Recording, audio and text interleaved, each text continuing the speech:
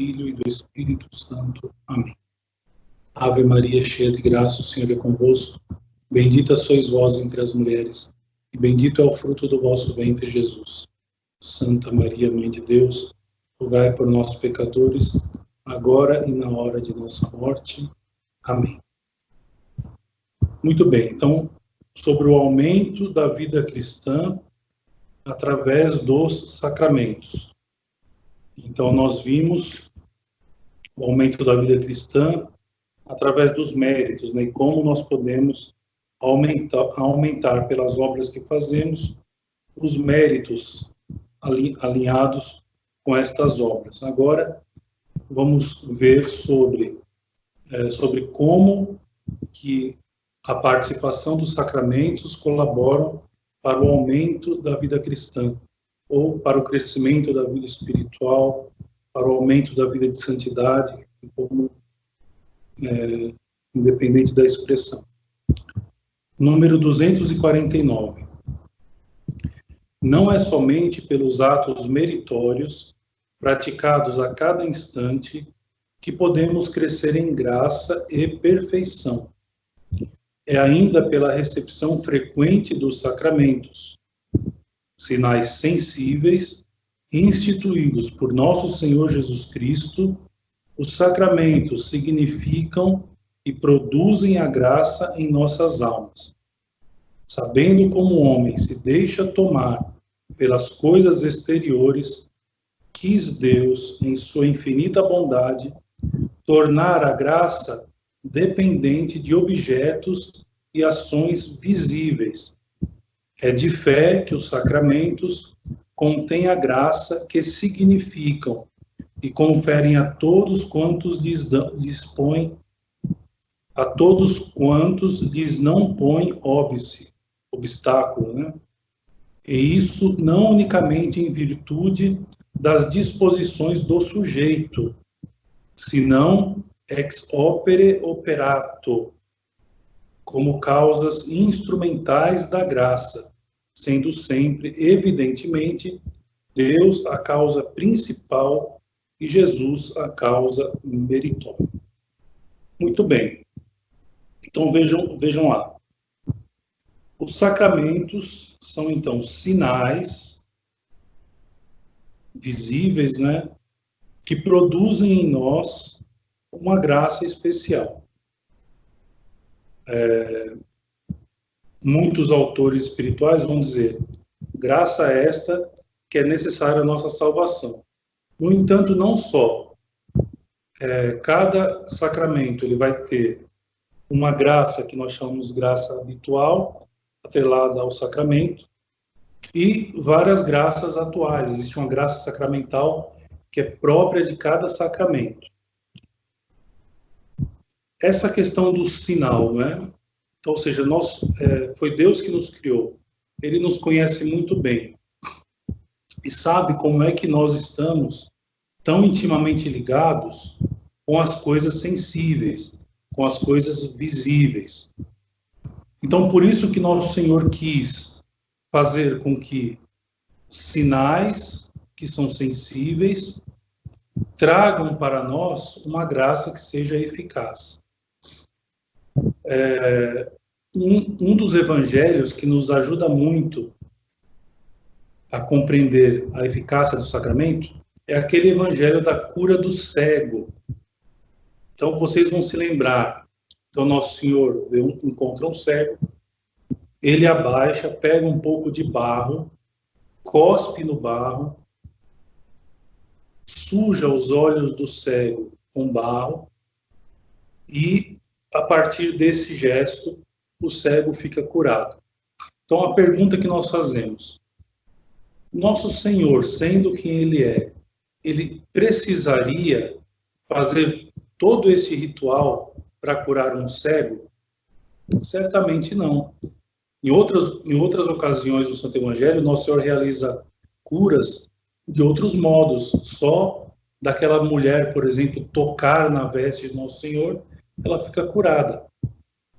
Então, vejam só. Mas Nosso Senhor, então, dá a este ritual não é, um poder que é dele mesmo, certo? Lógico, tem a questão das pessoas que estavam rodeando o Nosso Senhor, essa união, né, de Nosso Senhor com o barro, pegando, colocando no olho do cego, etc. e tal, mostra, né, que ele está realizando a cura daquele cego, para que depois as pessoas não dissessem, né? Não, mas nós nem vimos ele tocar no cego. Claro que tem esse fator também. Mas o fato é, sabendo quem Nosso Senhor é, nós sabemos que Nosso Senhor não precisaria de nada disso. Bastava um pensamento de Nosso Senhor para que o cego ficasse curado. No entanto, ele quis fazer isso. Assim também aconteceu com os sacramentos. Então, ou seja, Nosso Senhor institui os sacramentos, fazendo com que esses atos sensíveis, esses gestos, esses rituais, não só signifiquem algo, mas que eles produzam aquilo que significam. Então, ou seja, tudo aquilo que significa, que é significado no sacramento que nós recebemos, ele é conferido pelo mesmo sacramento, de modo objetivo. E aqui uma expressão, ex opere operato, que significa ex opere operato, significa da obra que opera, da obra que opera. O que quer dizer essa expressão? Quer dizer que os sacramentos, eles são ações e sinais tais que não depende do padre que confere ou da pessoa que está recebendo a eficácia do sacramento. O sacramento, ele é eficaz em si mesmo. Então, tem até um argumento absurdo, né? Que, assim, por exemplo, né? Vamos supor que um padre estivesse celebrando a Santa Missa meio embriagado, né? Mas com a forma, a matéria e a intenção correta do sacramento da Eucaristia. A pergunta, Nosso Senhor viria, né, para a Santa Hóstia? Sim, a transubstanciação ocorreria. Porque a graça que vem junto com o sacramento, ela independe daquele que opera. É ex opere operato, ou seja, pela obra operada. Ou seja, a obra operada, que é o sacramento, tem um valor em si mesmo. Certo? Então, isso tem que ficar muito claro. É muito simples de entender. Então, ou seja, outra expressão, ou seja, da obra daquele que opera seria ex opere operantis. Não, ex opere operato, ou seja, da obra, né, da obra que é operada. Então, ou seja, o sacramento, ele é realizado independente das condições do sujeito que recebe o sacramento. É claro que nós não podemos receber os sacramentos de modo leviano. Nós não podemos receber os sacramentos sem alguma disposição mínima, não é, para aproveitarmos bem esta graça que vamos receber.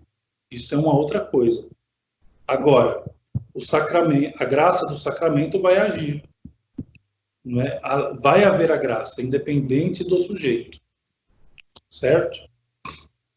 Essa questão de estarmos preparados para receber o sacramento, isso é uma outra coisa. Deve haver também. E aí, nós devemos pensar que, quando nós recebemos indignamente algum sacramento, veja que é um ato sacrílego, chega a ser um ato sacrílego nós recebermos os sacramentos sem as disposições corretas para tal.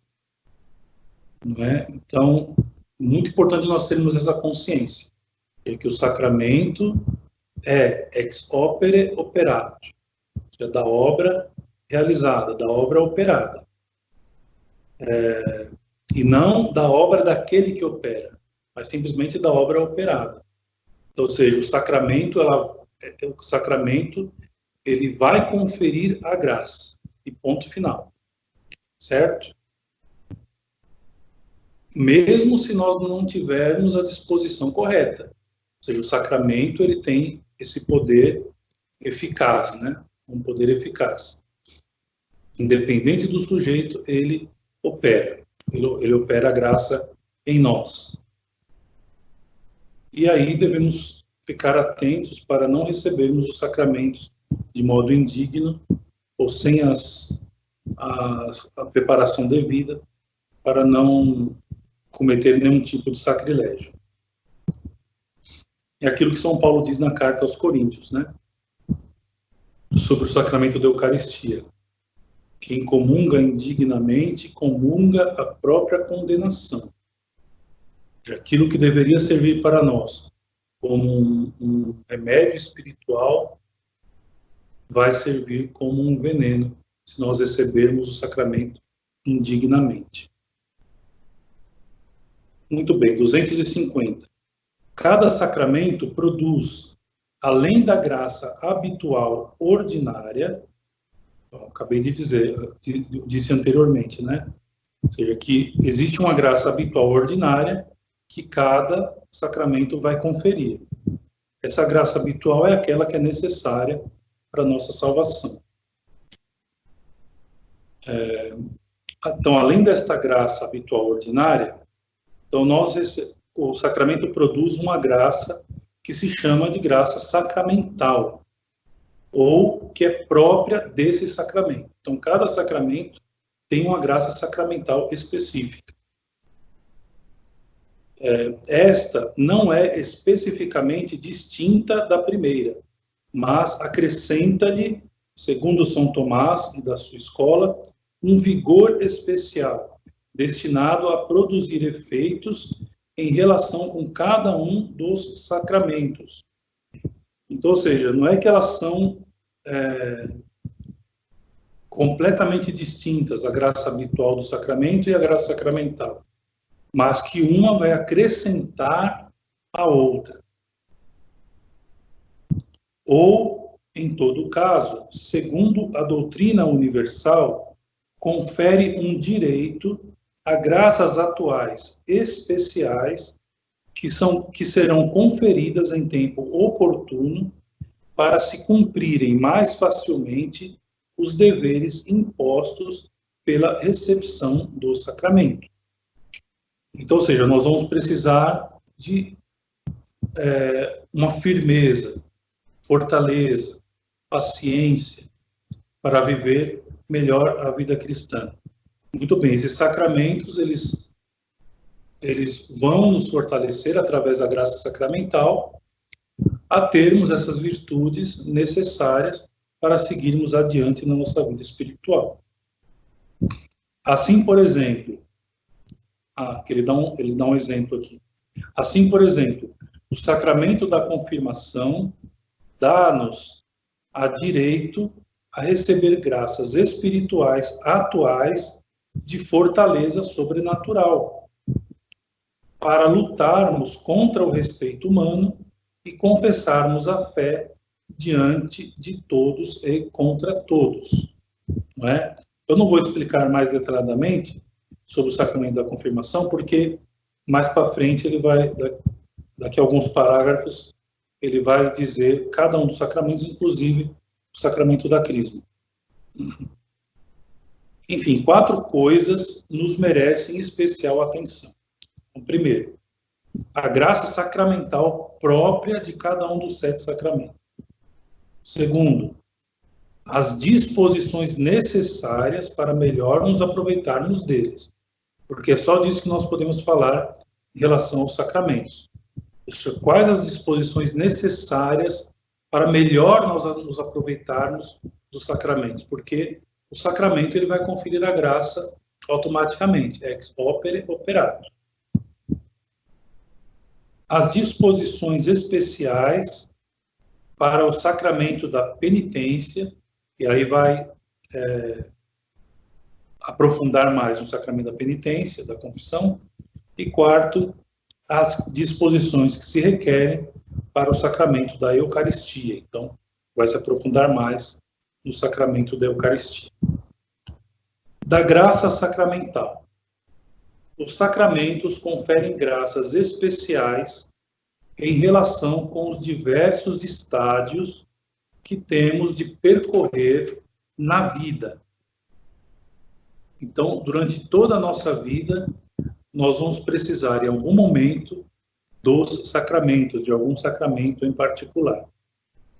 Então, primeiro, no batismo, é uma graça de regeneração espiritual que nos purifica do pecado original, nos faz nascer a vida da graça e cria em nós o homem novo, homem regenerado que vive da vida de Cristo. Então, ou seja, o sacramento do batismo é o sacramento que nos confere a graça habitual que é necessária para a salvação. Nosso Senhor instituiu o sacramento do batismo para nós sermos salvos. De tal modo que Nosso Senhor, no Santo Evangelho, vai dizer, naquele diálogo com Nicodemos, no início do Evangelho de São João, ele vai dizer assim, aqueles que forem batizados da água e do Espírito, esses irão para o reino dos céus. Quem não renascer da água e do Espírito, não entrará no reino dos céus.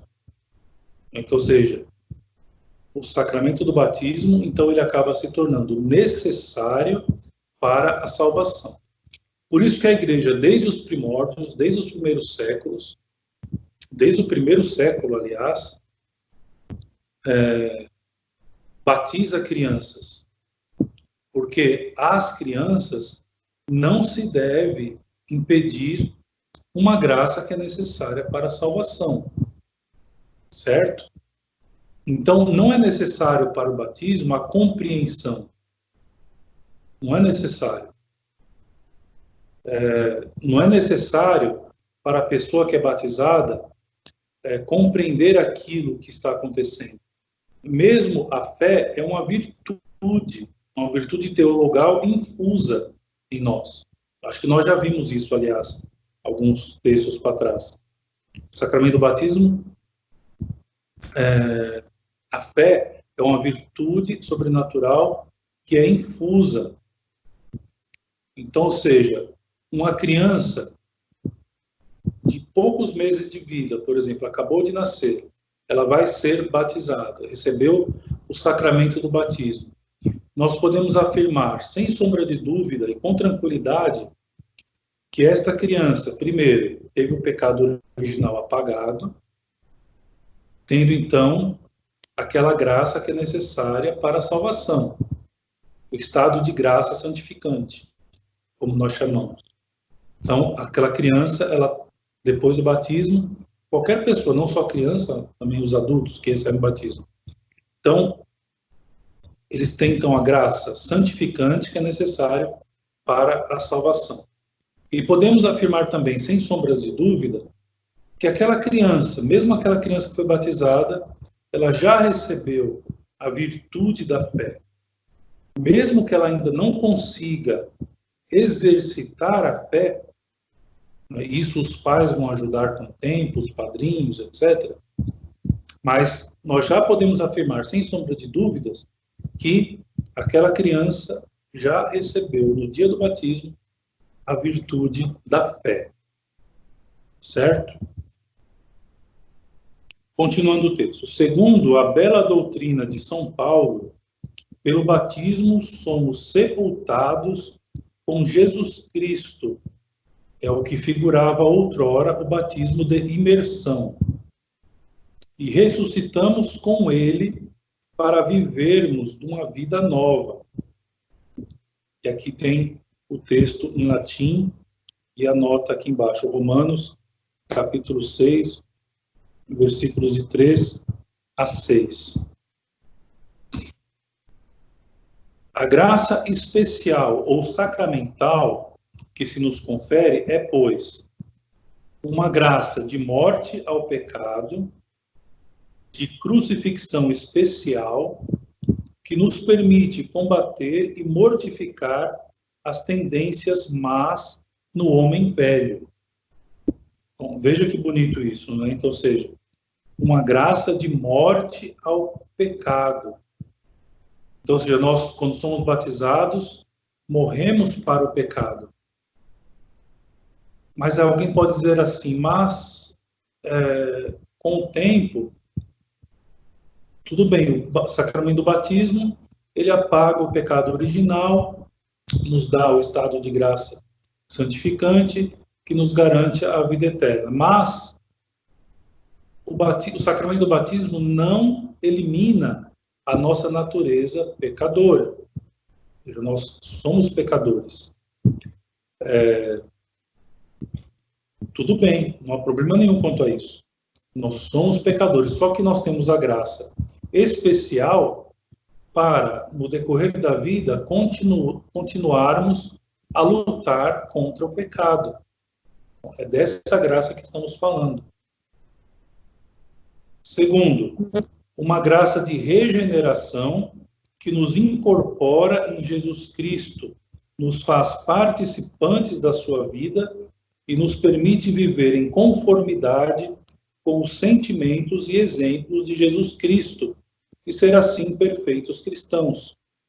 De onde se deriva para nós a obrigação de combater o pecado e as suas causas, de aderir a Jesus Cristo e imitar as suas virtudes. Ora, porque nós temos a graça para isso, nós recebemos pelo sacramento do batismo a graça para isso. Então, habitualmente, recebemos a graça santificante, que nos garante a vida eterna. E, sacramentalmente, nós recebemos a graça da morte ao pecado e a graça da regeneração, que nos facilitam cada vez mais imitar mais perfeitamente a nosso Senhor Jesus Cristo. Então, esse é o sacramento do batismo. Mas, sobre os sacramentos, né, vai conter outras matérias, né, como, por exemplo, a teologia sacramental, a moral sacramental, o próprio direito canônico fala da parte da lei dos sacramentos. Enfim, aí tem que se estudar outras instâncias, e aí cada um pode depois procurar isso tudo. A teologia cética e mística ela vai tratar da parte espiritual, porque é isso que nós estamos tentando aqui, estamos tentando aprender o máximo possível para podermos crescer o máximo possível em santidade, na vida espiritual. Muito bem. O sacramento da confirmação, também chamado de crisma. A confirmação faz-nos soldados de Cristo. Acrescenta à graça do batismo uma graça especial de força para professarmos generosamente a fé contra todos os inimigos e, sobretudo, contra o respeito humano, que impede tão grande número de homens de praticar os seus deveres religiosos. É para isso que os dons do Espírito Santo, que nos tinham sido já comunicados no batismo, nos são nesse dia conferidos de modo mais especial para iluminarem a nossa fé, tornando-a mais viva e penetrante e fortificarem ao mesmo tempo a nossa vontade contra todos os desfalecimentos, donde a necessidade de cultivar os dons do Espírito Santo, sobretudo o da virilidade cristã, da fortaleza cristã. Então, ou seja, o sacramento da confirmação da Crisma nos torna soldados de Cristo e nos comunicam a graça especial dos dons do Espírito Santo. E, como graça sacramental, nos é acrescentado aquela força que é necessária, a virtude da fortaleza que é necessária, para combatermos contra os inimigos da fé, para não termos medo de defendermos a nossa fé diante de quem quer que seja, onde quer que estejamos, certo? Pode ser que nós deixemos o desânimo nos controlar. Pode ser que nós deixemos as fraquezas do mundo nos controlar. No entanto, pelo sacramento do Crisma, nós recebemos esta força que nos faz agir com firmeza para defendermos a nossa fé, para não agirmos com respeito humano na defesa da fé, diante de quem quer que seja. Podemos deixar a vergonha nos ganhar, mas isso não quer dizer que nós não temos a graça para agirmos diferente. Então, esta é a questão. Então, quando a gente estiver numa situação em que nós percebemos que nós temos que defender a fé, nós temos que ter também a certeza, uma vez que fomos crismados, ou seja, que Nosso Senhor nos deu a força pelo sacramento da Crisma, nos deu a força necessária para combater em nome da fé. Nós temos essa força, nós recebemos essa graça. Podemos usá-la ou não, mas nós recebemos. Terceiro, a Eucaristia. A Eucaristia alimenta-nos a alma, como o corpo tem necessidade de se nutrir para viver e se fortificar. Ora, para sustentar uma vida divina, que é a vida espiritual, não se requer nada menos que um alimento divino. Será o corpo e o sangue de Jesus Cristo, sua alma e divindade, que nos transformarão em outros Cristos, traspassando para nós o seu espírito, os seus sentimentos, as suas virtudes. Voltaremos logo a esse ponto. Ele vai, como ele já antecipou antes, ele vai se aprofundar mais no sacramento da Eucaristia. Mas, então, para nós ficarmos sabendo. Então, qual é a graça habitual do sacramento da Eucaristia? O que acontece no sacramento da Eucaristia? Então, pelas palavras do sacerdote, naquele momento ápice da Santa Missa, o pão e o vinho que estão sobre o altar se transubstanciam em corpo, sangue, alma e divindade de nosso Senhor Jesus Cristo.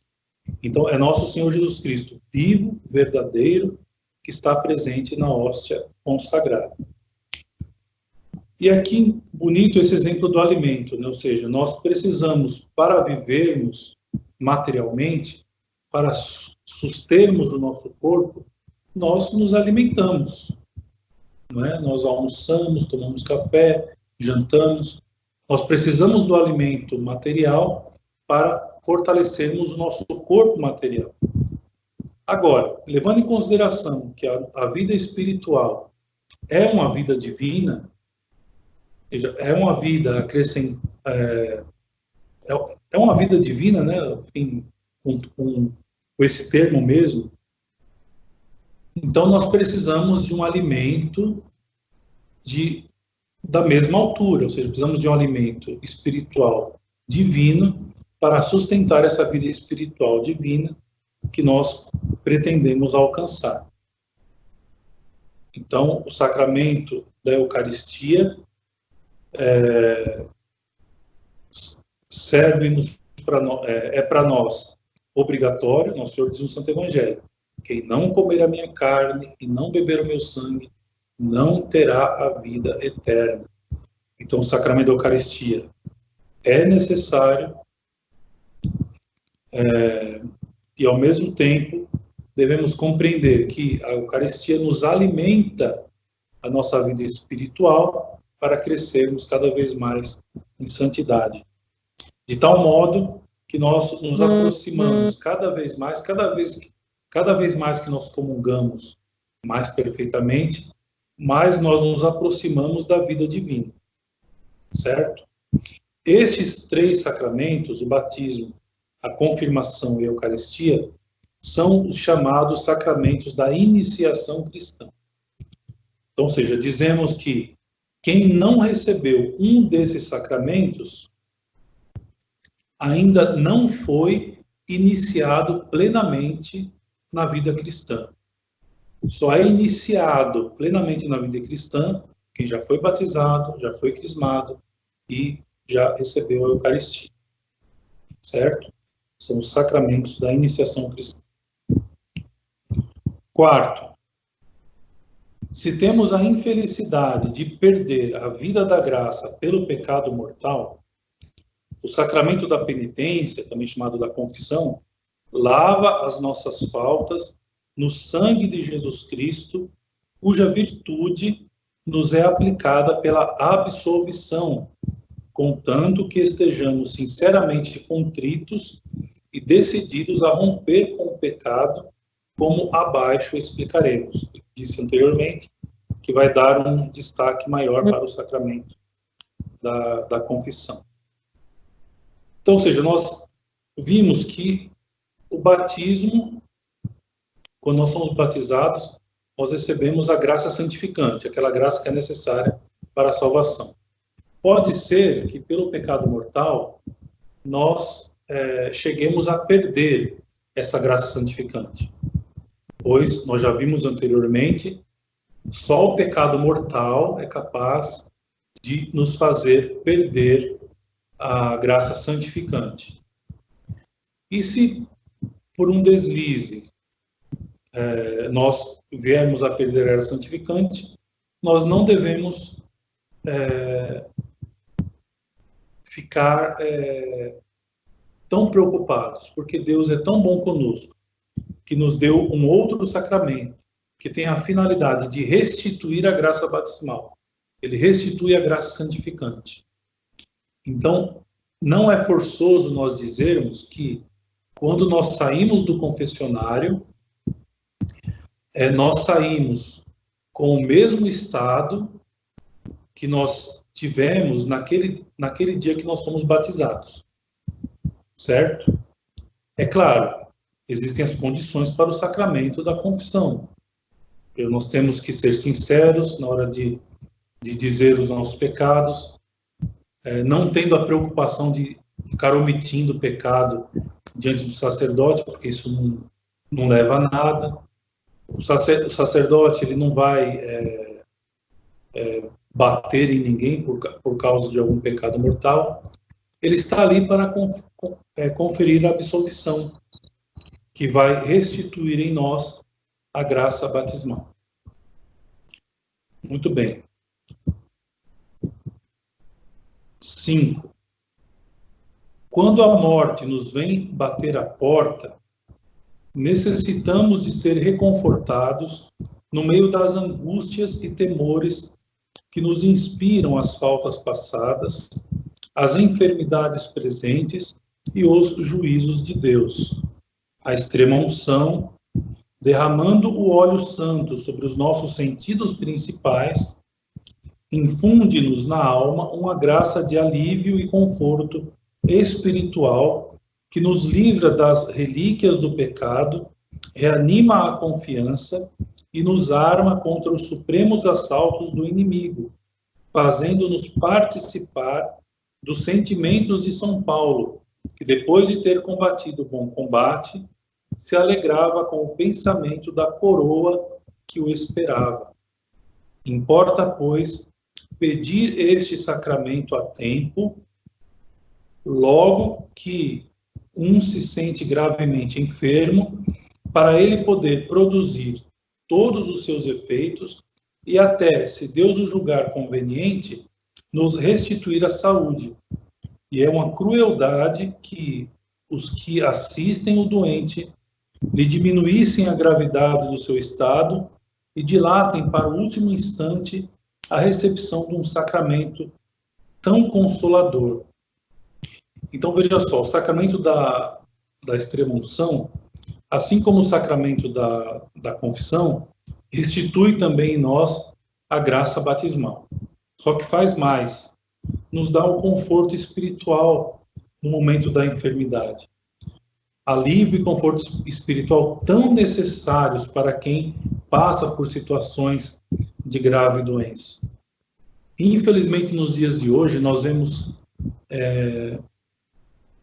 famílias que, se não estão afastados da Santa Religião, às vezes não têm uma consciência viva da importância do sacramento da extrema-unção, prorrogando cada vez mais de chamar o padre, às vezes procurando chamar o padre num determinado momento, e às vezes nem dá tempo do padre chegar. Já aconteceu comigo, infelizmente, da família deixar tão para a última hora, que quando a gente chega lá, já não há mais nada o que fazer.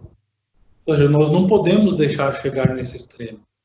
Se nós conhecemos alguém na nossa família, né, que está doente, devemos procurar o sacerdote para não acontecer da pessoa morrer sem os sacramentos, da pessoa morrer sem ter essa graça necessária para a sua salvação, e, além disso, de ter um alívio espiritual, ter um conforto espiritual naquele momento de dor, de sofrimento, da enfermidade.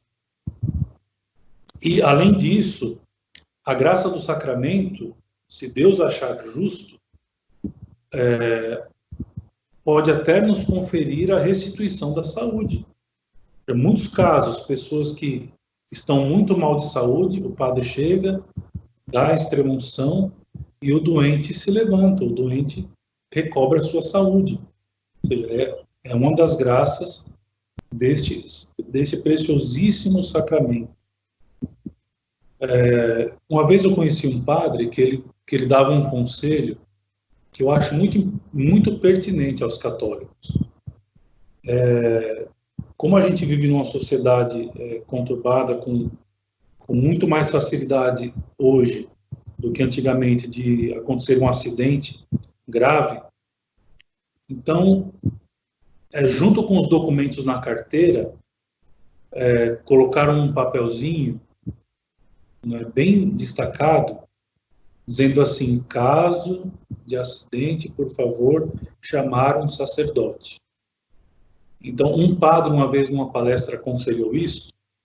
Eu achei muito bonito, né? Ou seja, o católico que está precavido, né, diante de qualquer circunstância, um acidente, por exemplo, que venha acontecer, ou, enfim, de qualquer coisa grave. Então, ou seja, está lá na carteira: chame um sacerdote em caso, né, de acidente. Então, é muito bonito isso. Ou seja, nós católicos nos precavermos diante dessas situações para recebermos os sacramentos.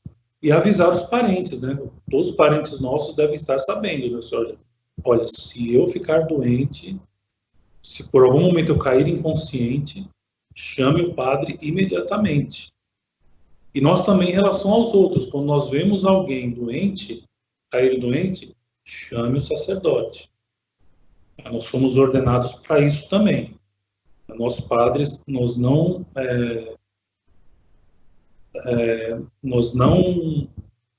temos a regalia, vamos dizer assim, de dizer não na hora que alguém nos pede para ministrar o sacramento da extrema-unção. Muito bem. Estes sacramentos bastam para santificar o indivíduo na sua vida privada, ou seja, o batismo, a confirmação, a Eucaristia, a confissão e a extrema-unção. Nos bastam para santificar o indivíduo na sua vida privada. Há mais dois para o santificarem nas suas relações com a sociedade: a ordem, que dá à Igreja dignos ministros, e o matrimônio, que santifica a família. Então, o sacramento da ordem dá aos ministros da Igreja não somente poderes maravilhosos para consagrar a Eucaristia, administrar os sacramentos e pregar a doutrina evangélica, mas também a graça de os exercer santamente, em particular, um amor ardente para com o Deus da Eucaristia e para com as almas, com a vontade firme de se imolar e consumir completamente por essas duas nobres causas, a Eucaristia e a salvação das almas. A que grau de santidade devem eles tender? Diloemos mais adiante. Então, mais para frente, ele vai dar destaque para o sacramento da ordem. Então, ou seja, o sacramento da ordem é aquele sacramento que vamos chamar assim da sucessão apostólica. Então, Nosso Senhor transmitiu o poder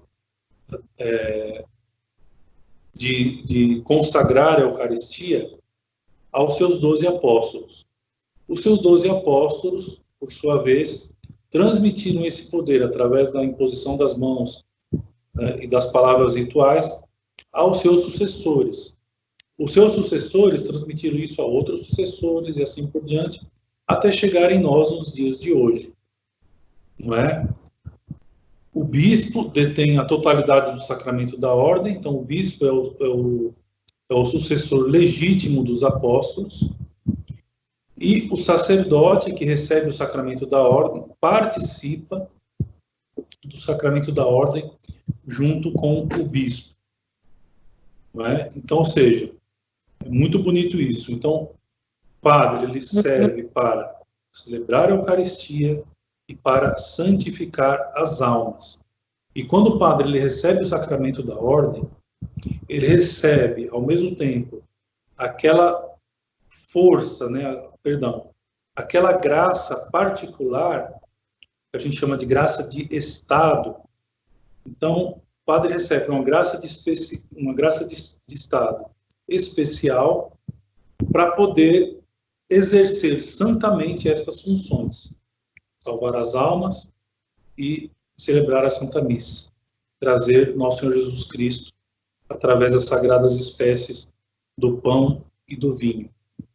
Infelizmente, nós vamos ter padres que não têm amor por estas coisas. Infelizmente. Né? Mas é aquilo que nós dizemos de todos os sacramentos. Ou seja, a graça nos é dada. Se nós vamos exercê-la ou não, aí já é uma outra coisa, né? E é claro, né? Diz o Santo Evangelho, a quem muito foi dado, muito será cobrado. Então, ou seja, se ao padre foi dado algo tão grande como isso, né, de trazer Nosso Senhor à Terra através da Eucaristia e de salvar as almas, então o padre será cobrado muito por Deus, né, no dia do seu julgamento.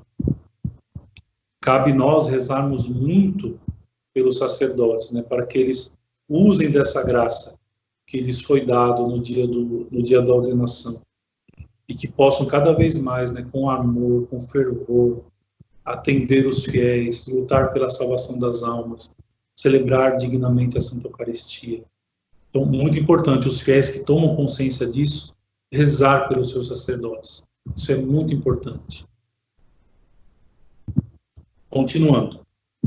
Para santificar a família, célula primordial da sociedade, dá o sacramento do matrimônio aos esposos as graças que tão urgentemente precisam, a graça da fidelidade absoluta e constante, fidelidade tão dificultosa ao coração inconstante do homem, a graça de respeitarem a santidade do tálamo conjugal, a despeito das solicitações contrárias da concupiscência, a graça de se consagrarem com dedicação inalterável à educação cristã dos filhos. Então, ou seja, assim como o sacerdote recebe uma graça de estado especial para ele ser um bom padre, um santo sacerdote, assim também os casais que recebem o sacramento do matrimônio recebem uma graça de estado especial para poderem serem fiéis um ao outro, espantarem do seu leito todo tipo de impureza e educar cristamente os seus filhos. É muito triste nós vermos as famílias de hoje. Quando nós vemos as famílias que não têm religião, que não vão à missa, que não têm consciência da importância da vida sacramental, etc., para nós é muito triste. Agora, imagina quando nós vemos casais cristãos, católicos, que receberam os sacramentos, caindo nesses pecados graves de infidelidade, de jogar as traças à educação dos filhos. Pior ainda, nem os casais de hoje, os casais modernos, nem querem ter mais filhos para Deus. Isso é muito triste. Muito triste. Então, nós temos que rezar muito também pelas famílias cristãs, para que aproveitem desta graça especial que receberam no dia do sacramento do matrimônio. Muito bem, continuando o texto, número 258. Assim que, para cada circunstância importante da vida, para cada dever individual ou social, é-nos conferido um capital maravilhoso de graça santificante, e para que esta graça não fique inativa, cada sacramento nos dá direito a graças atuais que virão solicitar-nos a prática das virtudes que temos de exercitar e dar-nos energias espirituais para o fazer. A nós, cumpre-nos corresponder a estas graças por meio de disposições, quanto possível, perfeitas. Então, com quanto maior disposição nós recebemos esses sacramentos, mais facilidade nós teremos de corresponder a essas graças que nós recebemos nos sacramentos. Muito bem. Então, ou seja, resumindo, então nós recebemos através desses sacramentos aquela graça chamada de graça santificante, que é necessária para a nossa salvação, e além dessa graça santificante, várias graças atuais que nos auxiliam a vivermos cada vez mais perfeitamente a vida espiritual, a vida cristã, a vida divina, enfim, como quer ser chamado, não importa. Muito bem. Vai partir para um outro tema, e creio que 10 minutos é pouco, né? E para não parar no meio, nós podemos encerrar por aqui hoje, para o vídeo não ficar muito longo. Eu creio que seja isso. Eu posso deixar, podem abrir agora os microfones para fazer perguntas.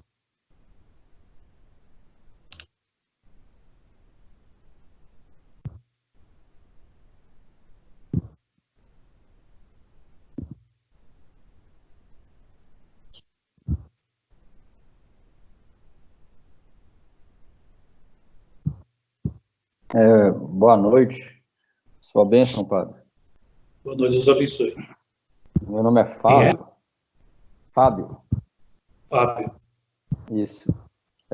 Eu acredito que talvez essa minha dúvida será melhor esclarecida até na próxima aula.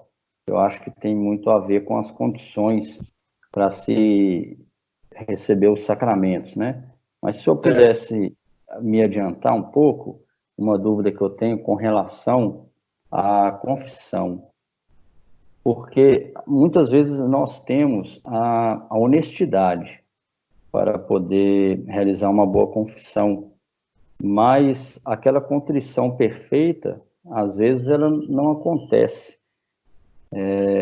Às vezes, mesmo nós desejando confessar, acontece, às vezes, a alma, o fiel ali, ele ir confessar simplesmente porque se acostumou com aquilo, talvez, mas não tem o arrependimento aquele arrependimento perfeito, digamos assim, né?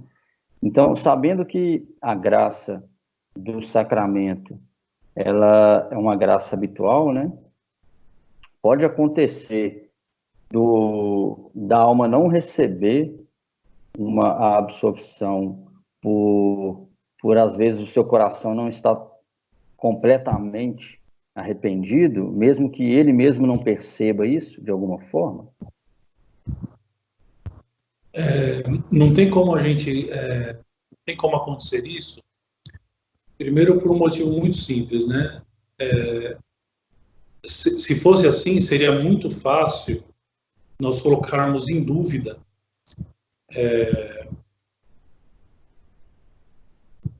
a graça especial de cada sacramento.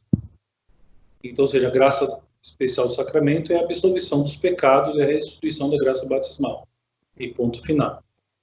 É necessário o arrependimento? Ele é necessário, é claro.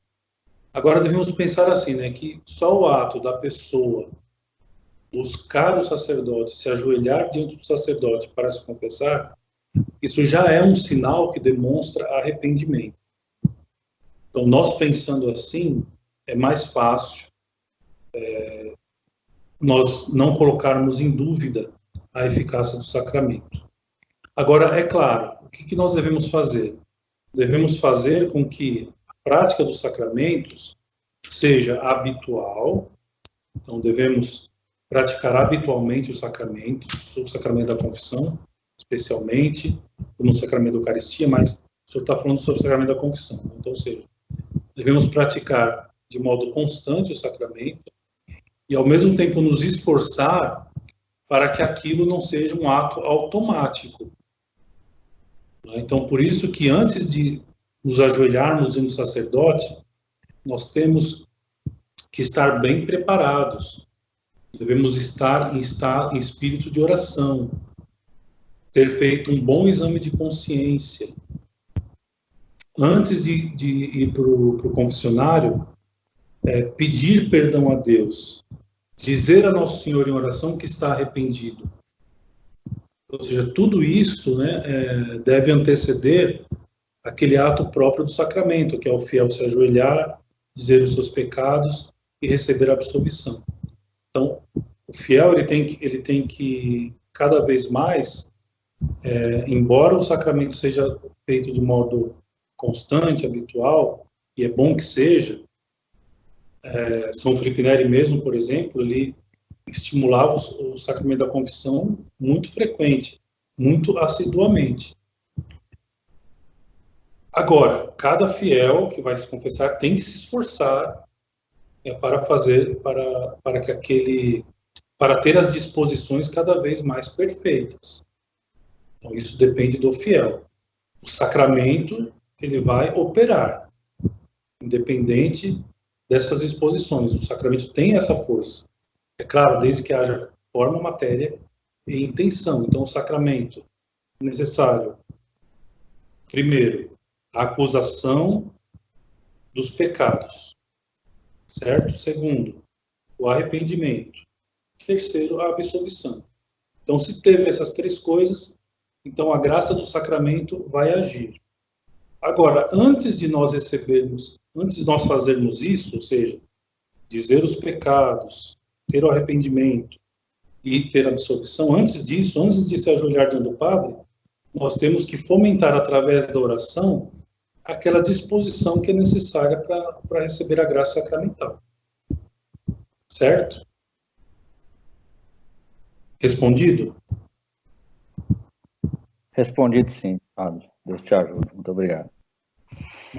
E mais para frente, na próxima aula, ele vai tratar mais profundamente, né, sobre o sacramento da confissão e sobre o sacramento da Sagrada Eucaristia. Mais alguma pergunta? Boa noite, aqui é o N falando, sua bênção. Boa noite. Ainda aproveitando esse gancho em relação à confissão, eu lembro vagamente em relação ao sacramento ter cenários, casos onde ele poderia ser válido, mas não ser lícito. Então, como por exemplo o que o senhor comentou em relação ao sacerdote, né? Por exemplo, ele está embriagado e e, por exemplo, atender à confissão, né, nesse caso, nesse exemplo que eu estou citando. E um outro cenário onde, por exemplo, o sacerdote é de uma ordem que está cismática ou o sacerdote ter sido excomungado. Como que é tratado em relação à validade e em ser válido e ser lícito o recebimento de um sacramento, por exemplo, nesses dois casos? Certo. Então, os fiéis católicos, eles devem estar atentos de receber o sacramento da confissão e da Eucaristia também, somente de padres que estejam unidos à Santa Sé. Então, os fiéis devem ter essa preocupação de em consciência, buscar somente estes sacerdotes. Porque, embora eles possam dar esses sacramentos,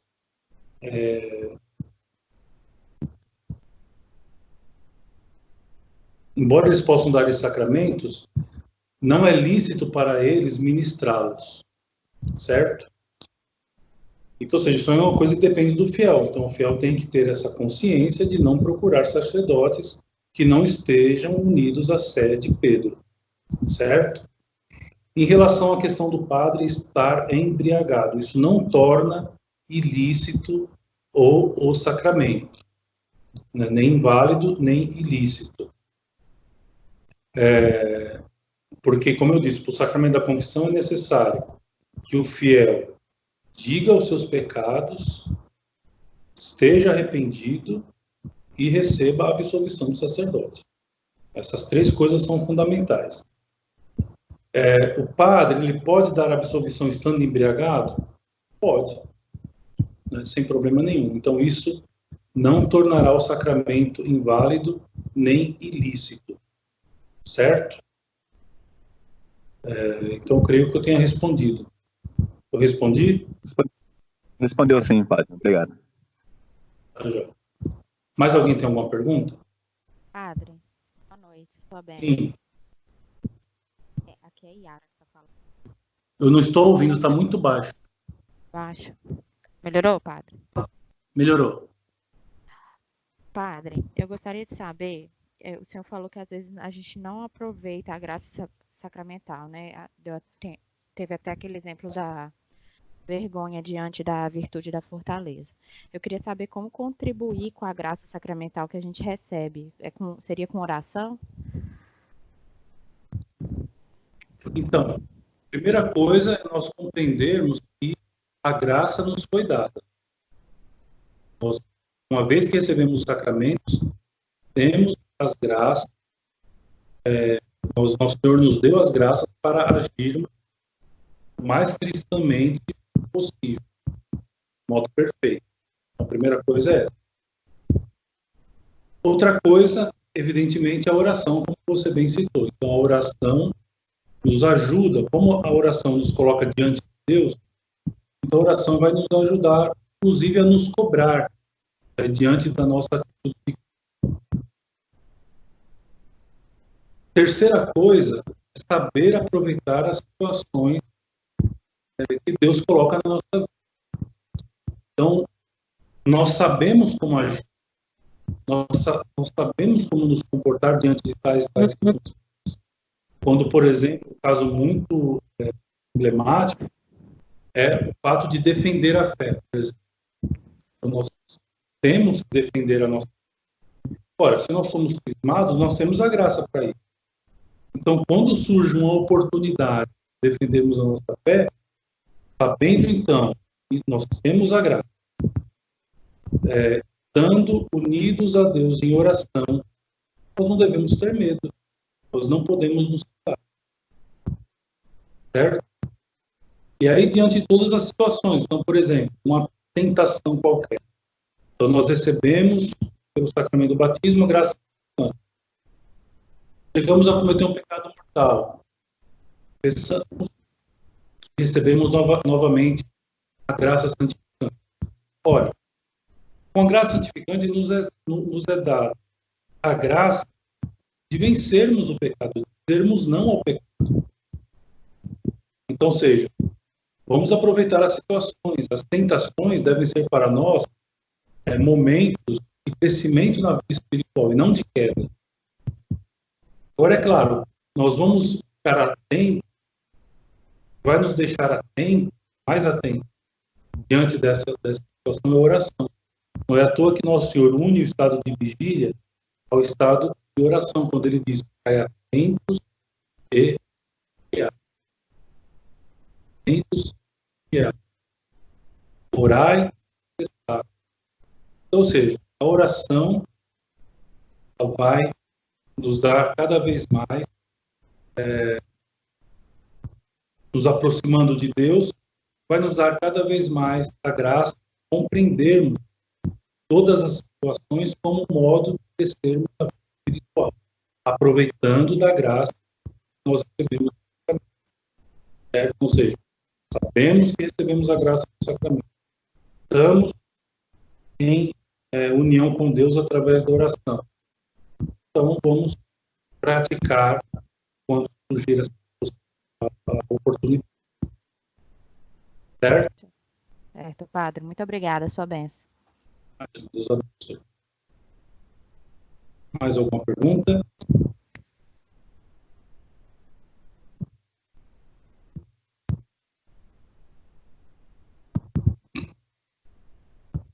Muito bem, então, creio que por hoje nós podemos estar por aqui.